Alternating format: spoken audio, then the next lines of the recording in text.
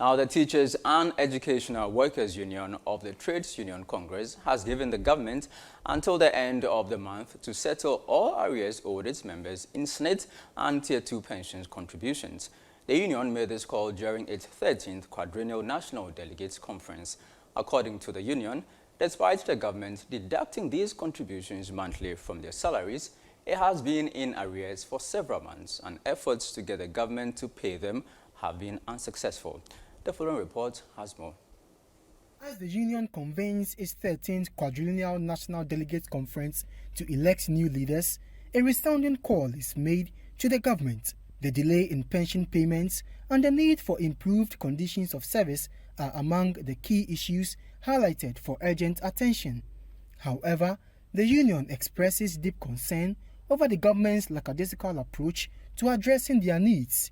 In response, the union has set a deadline for the government to settle all arrears owed to its SNIT and Tier 2 pensions by the end of the month. When the month ends, there is deduction on my pay slip.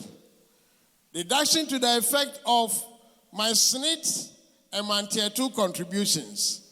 And yet our checks indicate that when it comes to even Tier 2, government is in arrears of more than 6 months. We are asking government to, as a matter of urgency, release all arrears and its attendant interest. Or if you like, and its attendant penalties, because the laws were made by government.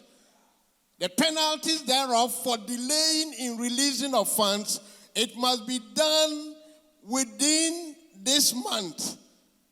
Otherwise, we will advise ourselves. We will join hands. We will join hands with other public sector unions and do what unions know how to do. Meanwhile, the national chairman of the union has urged the government to hire more non-teaching staff in various schools to accommodate the high number of students. The union emphasizes that the current workforce in educational institutions is overstretched due to the annual influx of students. Since the introduction of the free teachers policy, there has been a sharp increase in students' enrollment across the educational institutions. Not only second cycles, but it's moved up to tertiary institutions too, because we are in all these setups. However, there have been a sharp decline in the workforce of non-teaching staff in the various educational institutions. So we experience deficit in the following workforce: security personnel, laboratory technicians, cooks, pantry hands, cleaners, tradesmen, and others. I'll give you the detailed list.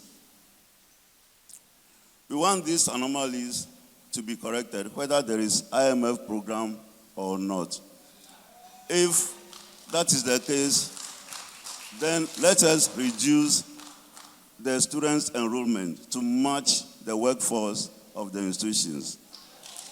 In response, the Ministry of Education assures the union of the government's commitment to addressing their concerns. By working together in a spirit of partnership and mutual respect, we can overcome the challenges, seize the opportunities, and build a brighter future for all Ghanaian children and education workers. Government will continue to valorize education support staff and leverage your collective expertise and resources to amplify our collective efforts towards achieving educational equity in Ghana. As TEWU of TEC Ghana convenes its 13th Quadrennial National Delegates Conference, government pension payment issues loom large, prompting an ultimatum for a resolution. Reporting for Citi News, my name is Kennedy Chumesi.